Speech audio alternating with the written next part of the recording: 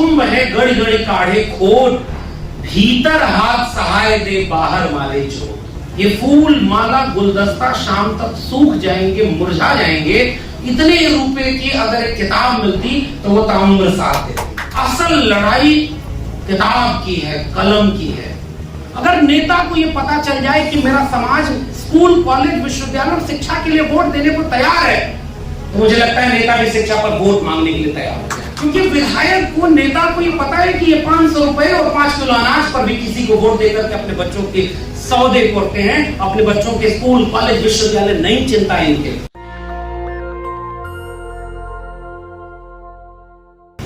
जहां बात शिक्षा की हो, विद्यार्थियों की हो, बहुजन समाज की हो, किसी नेता में इतना दम कहां कि उसका नाम हम इस मंच से लें। लेकिन जब मैंने डॉक्टर राम मनोहर लोहिया और डॉक्टर अंबेडकर का नाम लिया है, तो ये दोनों लोग सफल नेता कभी नहीं हो पाए। लेकिन ये दोनों इतने बड़े विचारक थे कि उनके जाने के बाद भी लोग उन्हें याद करते हैं, क्योंकि उनके पास एक सपना। मैं उस विचार को याद करके बच्चों से बहुत थोड़ी सी बातें करूंगा। बहुत छोटी छोटी बातें, एक टिप्पणी और करूं। मुझे नहीं पता कि इस बात को आप कितना समझेंगे। शिक्षक और नेता में फर्क यही होता है कि राजनेता आपको अच्छी बातें बोलेगा, शिक्षक आपको कड़वी बातें बोलेगा। कबीर का एक दोहा पढ़ता हूं, बात बहुजन समाज की। मैं हिंदी का शिक्षक विद्यार्थी हूं। कबीर साहब ने लिखा है कि गुरु कुम्हार शिष्य कुंभ है, गढ़ी गढ़ी काढ़े खोट। गुरु कुम्हार की तरह और शिष्य मटके की तरह, वो बनाने वाला जो मिट्टी में भी चाक पर चढ़ी है। गुरु कुम्हार शिष्य कुंभ है, गढ़ी गढ़ी काढ़े खोट, भीतर हाथ सहाय दे, बाहर माले चोट। कई बार ऐसी बातों में चोट तो नजर आती है, लेकिन जो भीतर से सहारा है वो नहीं देख पाते आप। जितने गुलदस्ते और फूल पर पैसा इन्होंने खराब किया, जो कि हमें ही मिला है, मुझे तो नहीं इसके खिलाफ बोलना चाहिए, क्योंकि सम्मान तो हमारा ही है। लेकिन होता ये है कि जो बुलाता है वो सोचता है कि जिनको हमने बुलाया उनको क्या न सम्मान दे दें। और उसमें भी आयोजक संतोष जी जैसा हो तो वो तो ऐसा लगता है उनका बस चले तो वो चले जाते लेने, आइए साहब आप हमारे साथ आइए। इतने विनम्र इंसान। आपके भाव और संवेदना को मैं पूरा सम्मान करते हुए बस अपनी आलोचना कर रहा हूं। ये फूल माला गुलदस्ता शाम तक सूख जाएंगे, मुरझा जाएंगे। इतने रुपए की अगर एक किताब मिलती तो वो ताउम्र साथ देती। ये मेरा सुझाव, ये बेहद विनम्र सुझाव, और ये समझते हुए भी कि ये सम्मान आपने हमारा ही किया, फिर भी अपील ये है कि असल लड़ाई किताब की है, कलम की है। क्योंकि जिस बहुजन समाज की बात हम मंच से कर रहे हैं और जिस बहुजन समाज के लोग यहां पर हैं, मैं हर वंचित, शोषित, कमेरा लोगों को बहुजन समाज मानता हूं। मेरी नजर में बहुजन की परिभाषा केवल इतनी है, जो श्रम करके जीवन जीता है, जो मेहनत करके अपने जीने, खाने, रहने से लेकर इस दुनिया, इस कायनात को जिसने बनाया है, लेकिन सबसे ज्यादा अन्याय जिसके साथ हुआ है वो बहुजन समाज है। डॉक्टर राम मनोहर लोहिया जो शूद्र की परिभाषा कहते थे, उसमें कहते थे कि महिलाओं को भी शूद्र में माना जाना चाहिए। बहुजन समाज में अक्सर महिलाओं के हिस्से की बात नहीं होती। मैं इस मंच की और आलोचना करता, मगर आपने इस मंच के संचालन में और अतिथि के तौर पर 2 महिलाओं को बिठाकर अपनी लाज बचा ली है। हमने अपनी लाज बचाई, क्योंकि अगर पुरुषों से ही इस मुल्क, इस दुनिया में क्रांति होनी होती तो कब तक हो जाती। इस दुनिया को सबसे खराब अगर किसी ने बनाया है तो जैसे जाति के नाम पर जाति का लाभ लेने वालों ने बनाया है, वैसे लैंगिक भेदभाव के नाम पर हम पुरुषों ने बनाया है। क्योंकि हमने घर में महिलाओं को कैद किया और कहा कि पुरुष ही क्रांति। और जिन 2 लोगों के रिश्ते की मैं बात कर रहा हूं, डॉक्टर राम मनोहर लोहिया और डॉक्टर अंबेडकर, इन दोनों के बारे में कभी पढ़िएगा आप। इन दोनों की कोई भी बात पूरी तब तक नहीं होती जब तक जाति की बात के साथ, वर्ग की बात के साथ महिला की बात नहीं करते। तो एक तो ये अच्छी बात है, और यही मेरा इशारा भी है। मैं एक और स्पष्ट कर दूं, हम लोग दिल्ली से चल के आए तो इसका मतलब ये कतई नहीं कि हम कोई बड़े भारी विद्वान टाइप के लोग हैं। और उसमें भी मैं, शंभू तो मान लीजिए फिर भी पत्रकार है, हंसराज जी हम लोग के वरिष्ठ हैं दिल्ली विश्वविद्यालय में, और मैं तो यही गाय भैंस चलाता था ये आजमगढ़ में, एक बगलिया हमारे घर। तो हमको तो पता ही नहीं था कि एक दिन इलाहाबाद विश्वविद्यालय, हमारे वरिष्ठ साथी बोल रहे थे इलाहाबाद विश्वविद्यालय के, मैं बार बार ये सोचता था कि मेरे परिवार में कम से कम इतनी सामाजिक चेतना थी कि मेरे हाथ से जो किसानी का अस्त्र शस्त्र था, जमीन तो थी भी नहीं, दूसरे की जमीन अधिया लेकर काम करते थे, लेकिन फिर भी खेती, किसानी, मजदूरी वहां से निकाल कर मेरे परिवार वालों ने स्कूल भेजा, विश्वविद्यालय भेजा, दिल्ली विश्वविद्यालय गए, वहां से पढ़ाई लिखाई करने के बाद आज वहां 12 साल से पढ़ा रहे हैं। अक्सर ये लगता था कि हम अपने परिवार वालों की वजह से हैं, लेकिन जब पढ़ने, डिग्री पाने के बाद सोचना समझना शुरू किया, तब ये समझ में आया कि अगर इस मुल्क में भारत का संविधान और मंडल कमीशन न होता तो मेरे जैसे लोग आज वहां नहीं पहुंचे होते और आज यहां नहीं। प्रिय विद्यार्थियों, शिक्षा का मतलब डिग्रियां नहीं होता, शिक्षा का मतलब तो विचार होता है। और इसलिए मैं ये बात कहने के लिए केवल 2-4 बातें करूंगा, और मैं यही स्पष्ट कर रहा हूं कि दिल्ली से आने का मतलब ये करता ही नहीं कि हम लोग कोई बड़े भारी विद्वान हैं। हो सकता है मेरी जितनी उम्र हो उतनी उम्र सड़क के आंदोलनों में खपा देने वाले लोग इस सभागार में बैठे हों, मैं उनके सामने क्या ही महत्वपूर्ण बात बताऊंगा, लेकिन फिर भी आप इज्जत देते हैं तो ये इज्जत मेरी नहीं है और न मेरी डिग्री की है। क्योंकि अगर डिग्रियां देखकर आप मुख्य अतिथि बुलाते तो दिल्ली विश्वविद्यालय के 12 साल से टेम्परेरी प्रोफेसर को नहीं बुलाते, उस विश्वविद्यालय के वाइस चांसलर को बुलाते, किसी और बड़े भारी विद्वान को बुलाते। आपने मुझे बुलाया है तो ये रिश्ता कैसे बना? ये रिश्ता डिग्रियां देखकर नहीं, ये विचारधारा देखकर बना कि जिस अंबेडकर, फूले, पेरियार की बात आप करते हैं उसी की बात मैं भी करता हूं। मैं अनजान लोगों के बीच हूं, लेकिन महसूस ही नहीं हो रहा कि हम अनजान लोगों के बीच। इसलिए भाषण की शक्ल में नहीं, अपने एहसास की शक्ल में 2-4 बातें कर रहा हूं। हम शिक्षा से जुड़े हुए लोग इस कार्यक्रम की अहमियत समझते हैं। जब आप किसी जिले में, किसी स्कूल में सफल विद्यार्थियों को सम्मानित करते हैं तो सम्मान और पुरस्कार का मनोविज्ञान यह है कि बाकी विद्यार्थियों में एक कंपटीशन का भाव पैदा हो कि आज उसने मंच पर खड़े होकर के जैसे बोला और उसको लोग लौटते समय गुलदस्ता माला दे रहे थे, अगले कार्यक्रम में हम भी बोलेंगे और हम भी माला लेकर आएंगे, इसलिए पुरस्कार सम्मान हो। तो मुझे बहुत खुशी है कि मैं एक ऐसे कार्यक्रम में आया हूं और आयोजकों को सैल्यूट करता हूं कि आप उन विद्यार्थियों में चेतना पैदा करने का काम कर रहे हैं कि जैसे एक विद्यार्थी कॉन्फिडेंस से यहां खड़े होकर बोला कि मेरा 94% नंबर है। एक लड़की यहां खड़े होकर बोली कि अंबेडकर नगर जिले में मेरा 10वां स्थान है। कल्पना करिए इस अंबेडकर नगर के लाखों लोगों की भीड़ में वो लड़की अपना एक वजूद बना चुकी है, इसलिए उसने कॉन्फिडेंस से ये बात कही। इसलिए पुरस्कार और सम्मान शिक्षा जगत ही नहीं पूरे समाज में, सभ्य समाज में बनाया गया। पशु थे, आदिम समाज में हम सब पशु ही थे। मैं उन लोगों की बात ही नहीं कर रहा हूं जो कहते हैं कि कोई मुख से पैदा हुआ, कोई भुजाओं से पैदा हुआ, कोई जंघे से पैदा हुआ। मैं पढ़े लिखे लोगों की बात कर रहा हूं। और विज्ञान ये कहता है कि आप आदिम समाज में एक क्रम से विकसित हुए हैं मनुष्य बनने के लिए। उससे पहले आप मनुष्य नहीं थे, यानी मनुष्यता आपने अर्जित की, और इस अर्जन करने में ये समाज बनाया है हमने।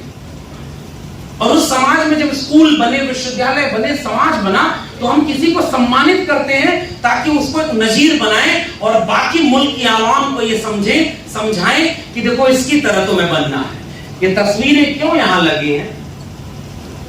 राजनीति पर मैं इसलिए भी नहीं बोलना चाहता, कभी कभी तो मजबूरी में बोलता हूं। राजनीति इस मुल्क का बहुत छोटा सा हिस्सा है, दिखता बड़ा ताकतवर है क्योंकि उनके पास पावर होती है, लेकिन मैं समाज पर बोलने की कोशिश करना चाहता हूं क्योंकि तथागत बुद्ध कोई नेता नहीं थे, कबीर कोई नेता नहीं थे, और फिर से मैं कह रहा हूं अम्बेडकर और लोहिया भी कोई बड़े पॉपुलर लीडर नहीं हो।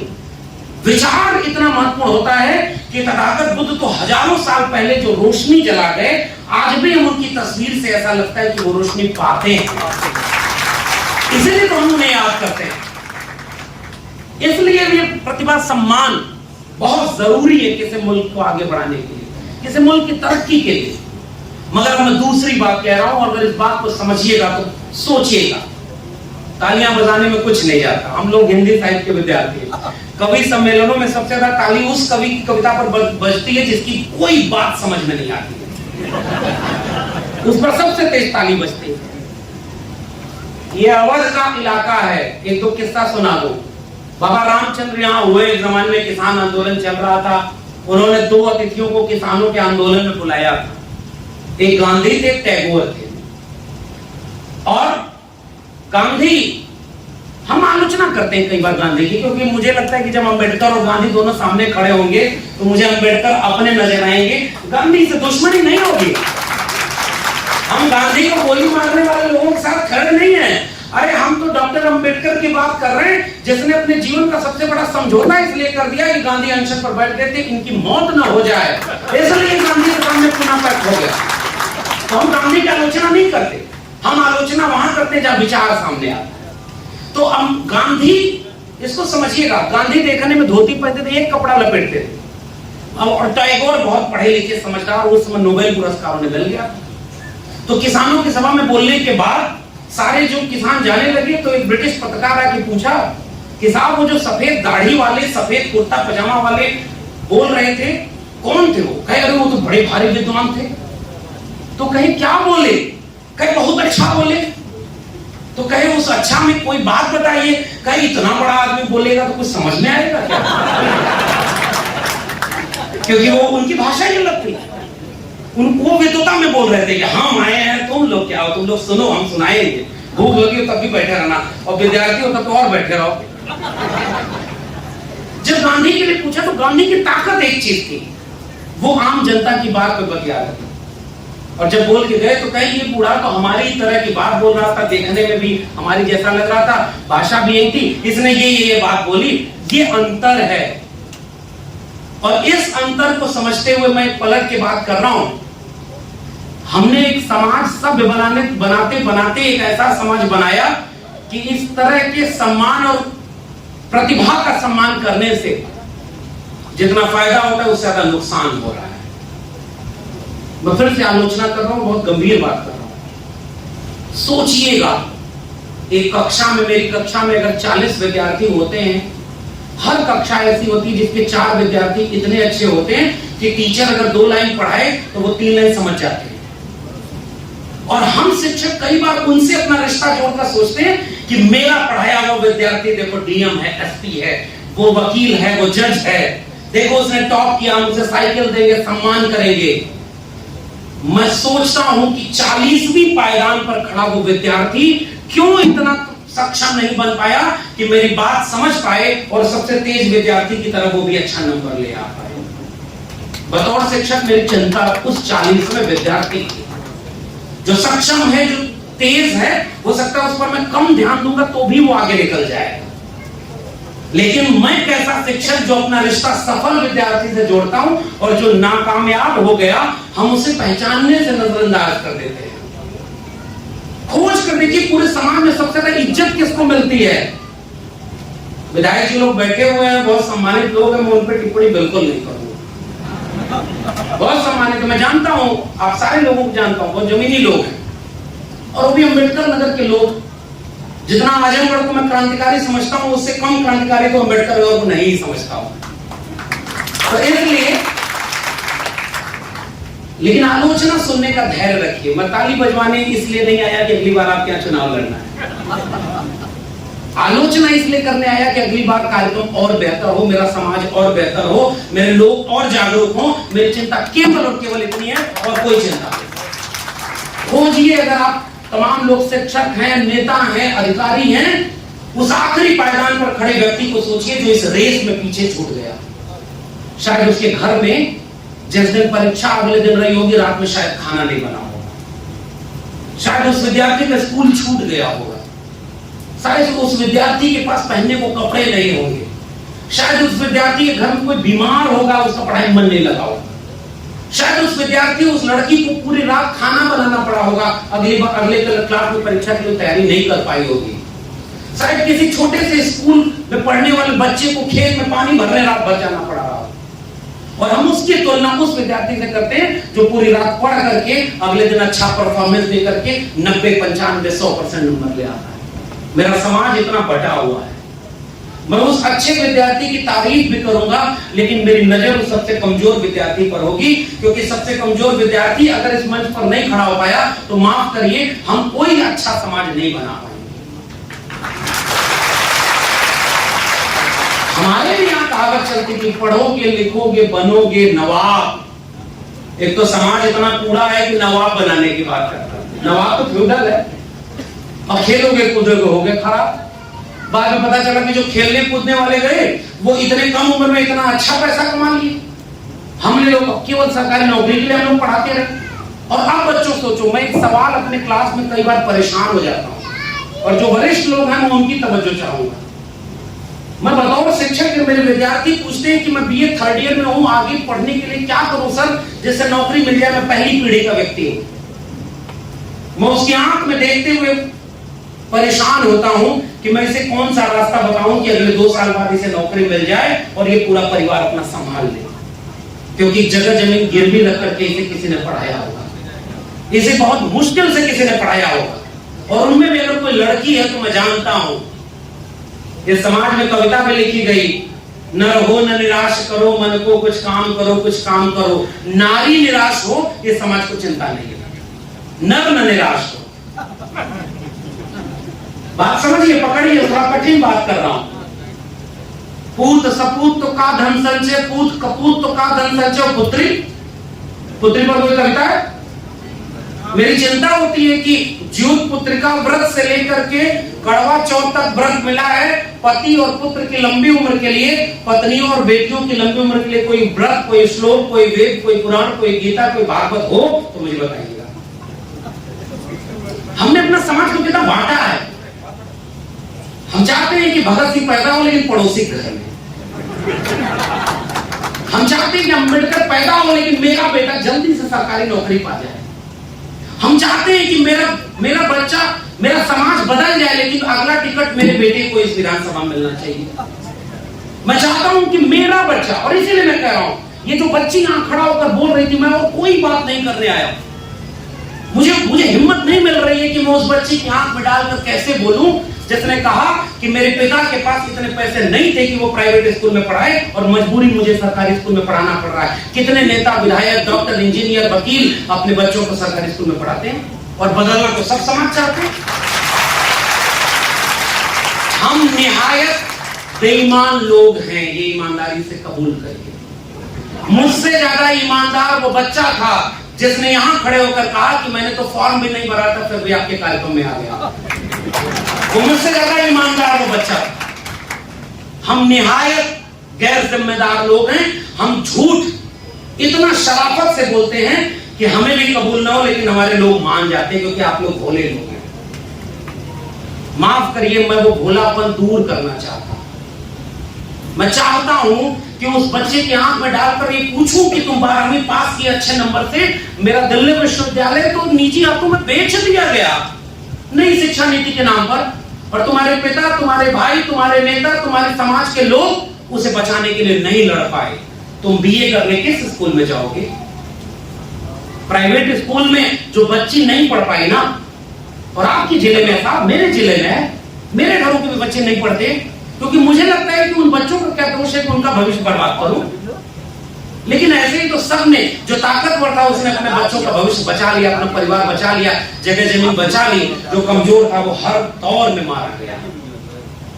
इसलिए इन सारे बच्चों के सामने मैं निराश नहीं कर रहा हूं। बच्चों, इस बात को समझना, बहुत अच्छी अच्छी बात बोल करके अगर मैं तालियां लूट कर चला जाऊं, मेरे जाने पर तुम खुश जरूर होगे कि वो बहुत अच्छा बोल कर गया, हमें ऊर्जा देकर गया।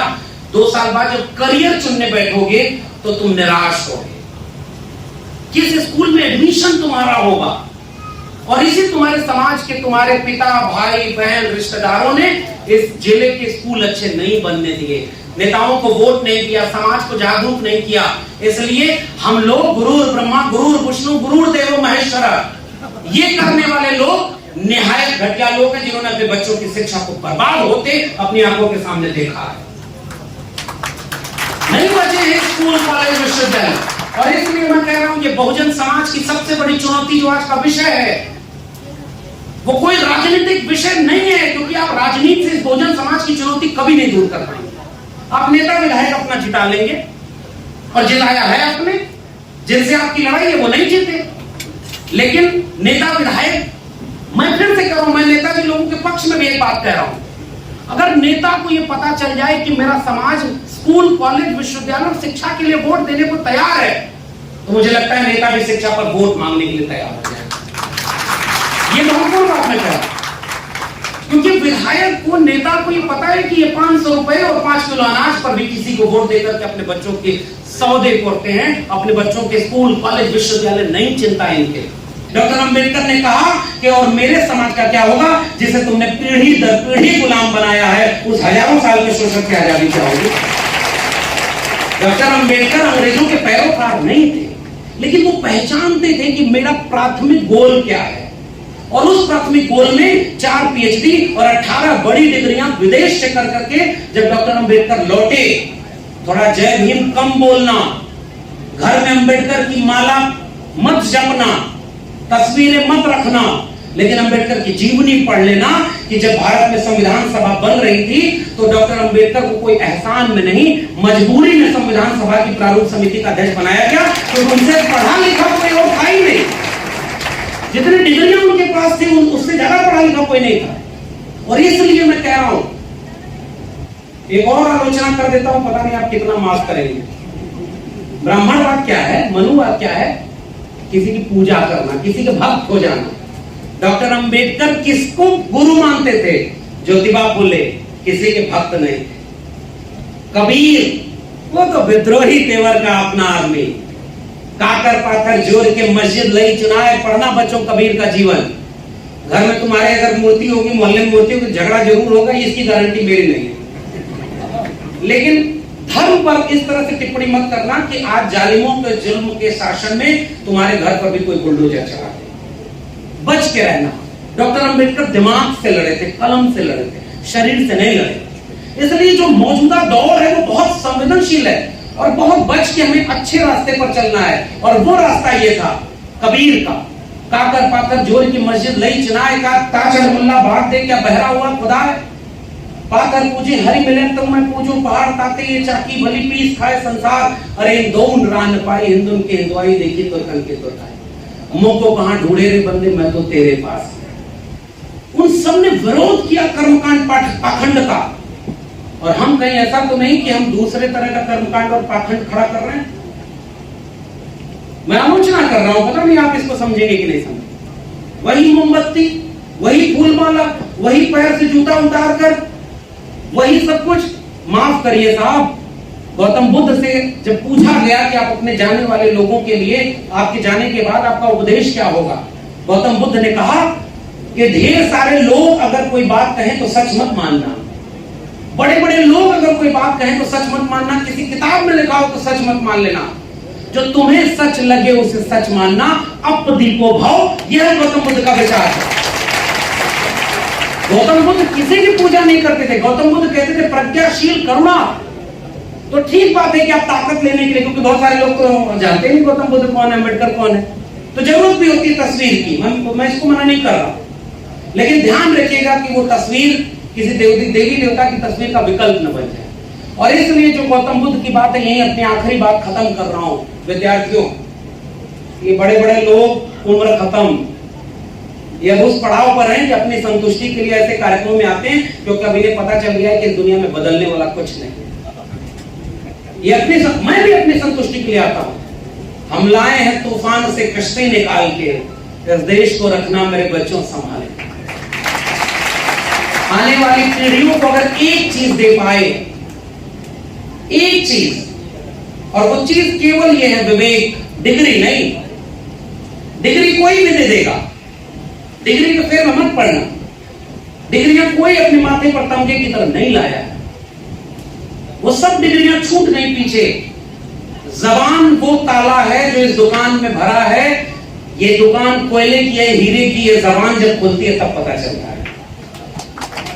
आप कल को अभी कुछ दिन मत अम्बेडकर को पढ़ना, अम्बेडकर वादी मत हो जाना, नहीं तो मेरे पास फोन आता है, सर मैं हाई स्कूल में पढ़ता हूं और अब मुझे इस जातिवाद का विनाश करना है, बताइए क्या करूं। मैंने कहा किस क्लास में पढ़ते हो? कहा 9वीं का एग्जाम है। हमने कहा 8वीं में कितना नंबर था? कहे 42%। कहे कि उसके बाद क्या बनना है? कहे कि डॉक्टर इंजीनियर बनना है। तो हमने कहा कि जो काम अम्बेडकर का था, अम्बेडकर ने कब शुरू किया? जब डिग्रियां ले ली थी।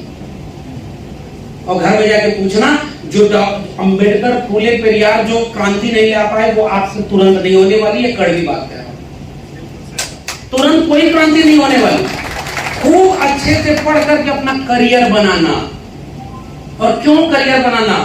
इसी भीड़ से वकील, doctor, engineer, professor, vice chancellor, DM, SP, बड़े बड़े उद्योगपति, बड़े बड़े मीडिया घराने के बच्चे जब निकलेंगे ना, तो वो उसी रास्ते चलेंगे जो बिरसा, फूले, अम्बेडकर, पेरियार चाहते थे। क्रांति यहीं से शुरू होगी, क्रांति अलग से कोई नहीं होने वाली। और इसलिए स्याह रात नाम लेती नहीं ढलने का, यही तो वक्त है सूरज तेरे निकलने का। कोई भी अंधेरा इतना अंधेरा नहीं होता कि उसमें रोशनी की गुंजाइश नहीं। आपसे वो रोशनी मुझे मिली है, मैं वही रोशनी लेकर घर लौट रहा हूं। मैं जाऊंगा अपनी क्लास के बच्चों को सुनाऊंगा कि 8वीं और 10वीं में पढ़ने वाले बच्चे और बच्चियां अब आंख में आंख डाल करके बोलना सीख रहे हैं। अब इस मुल्क को बहुत दिन तक कोई गुलाम मानसिक रूप से नहीं बना सकता। ये आपसे मैं हिम्मत लेके जा रहा हूं। इस मंच पर जितने लोग हम लोग बैठे ना, उनको कभी बड़ा मत समझो। कोई हम लोग तोप नहीं है, हम सब लोग कहीं ना कहीं झुकते हैं साहब, समझौता करते हैं हम लोग। लेकिन जिसकी बात कर रहे हैं वो न कभी झुके न समझौता किए, उनकी तस्वीरें सामने लगी। और बहुजन समाज में कोई भी बदलाव, ये जो आज का विषय था ना, बुद्धिजीवियों की भूमिका केवल ये है कि ईमानदारी से सच बोले और सच सुने। इससे ज्यादा बहुजन समाज की कोई भूमिका नहीं। और काहे का बहुजन समाज? कड़वी बात तो ये है, दंगा हो जाए तो आप हिंदू बन जाओगे, कांवड़ लेना हो तो आप हिंदू बन जाओगे, आपके यहाँ जुतिया हो, तमाम तरह के व्रत त्योहार हो तो आप हिंदू बन जाओगे, और जब शिक्षा बच्चे की नहीं मिलेगी तो कहोगे दलितों के साथ बड़ा अन्याय हो रहा है।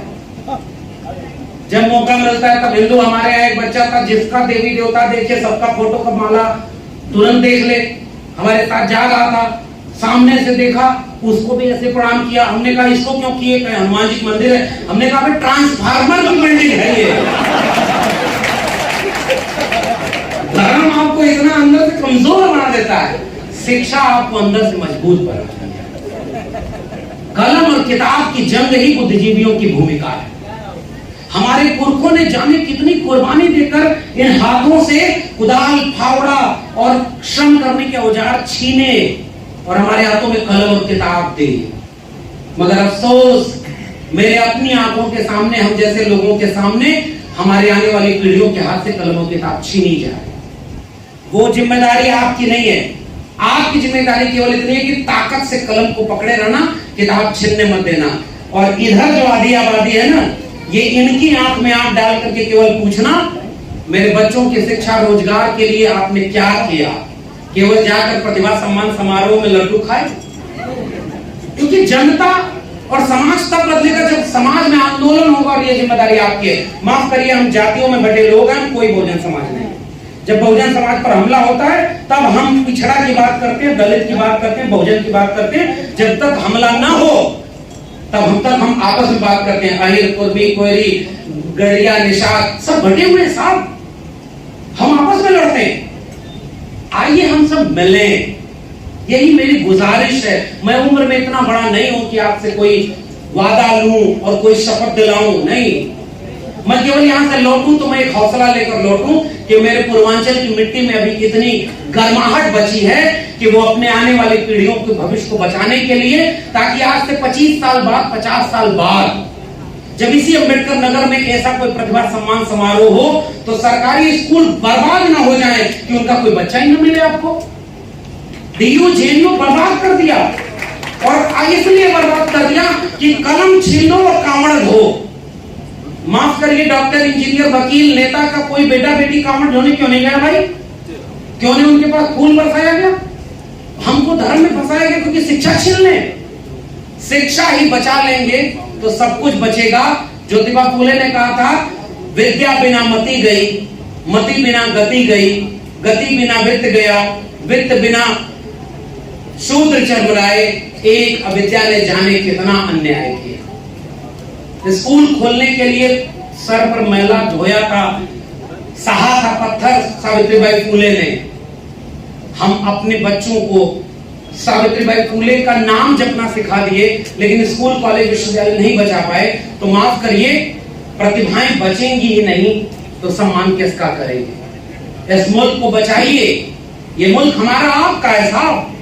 आइए थोड़ा दिल बड़ा करो। दिल बड़ा करने की शुरुआत उन लोगों से जो ताकतवर हैं। अगर जातियों के लिहाज से सोचें तो ओबीसी में यादव, कुर्मी, कोयरी ताकतवर हैं, और मैं अंबेडकर नगर में खड़ा हूं और राजनीति पर बोल रहा हूं, इशारा समझ जाइएगा। कौन कौन सी जाति यहां ताकतवर है मुझे पता है। तो जो ताकतवर है उसको दिल बड़ा करने की जरूरत है, जो कमजोर है उसके साथ खड़ा होने की जरूरत है, और उसे आगे करिए साहब, और पीछे से कंधा लगाइए कि भाई चल, मैं तेरे साथ हूं, और हम मिल करके वंचितों शोषितों का एक भारत बनाएं जिसमें मेरे बच्चे आने वाले घर में। हारने का ये हुनर भी आजमाना चाहिए। जंग अगर भाई से हो तो हार जाना चाहिए। 90% हम हैं साहब, 90%। मगर कहां? सम्मेलन में। मैं इन सारे बच्चों को ढेर सारी शुभकामनाएं दे रहा हूं। आपके पास तो मौका मिल गया कि हम जैसे लोगों को और बिरसा फूले अम्बेडकर को सुनने चले आए। हम तो पीएचडी कर लिया, हमें पता ही नहीं था कि अम्बेडकर ने हमारे लिए क्या किया, क्योंकि हम तो यादव घर से आते थे।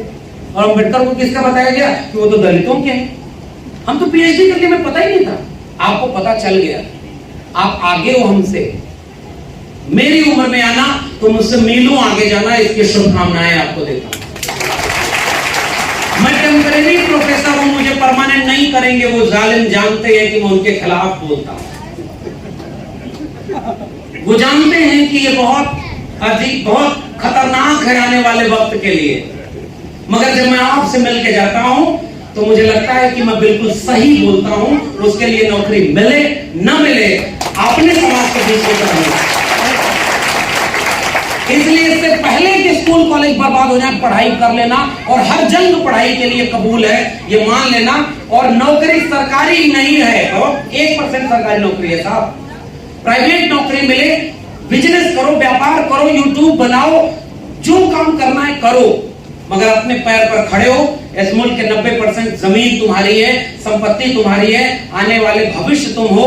यही गुजारिश, और आपने मुझे आमंत्रित किया, इस सब के लिए बहुत बहुत शुक्रिया। नेशनल दस्तक की आपसे गुजारिश है कि अगर इसको बचाना चाहते हैं तो नेशनल दस्तक को सब्सक्राइब करने के लिए रेड कलर के सब्सक्राइब बटन को दबाएं, फिर बेल आइकन की घंटी दबाएं। नेशनल दस्तक को बचाने के लिए बहुत जरूरी है कि हर खबर को शेयर करें, लाइक करें, कमेंट जरूर करें।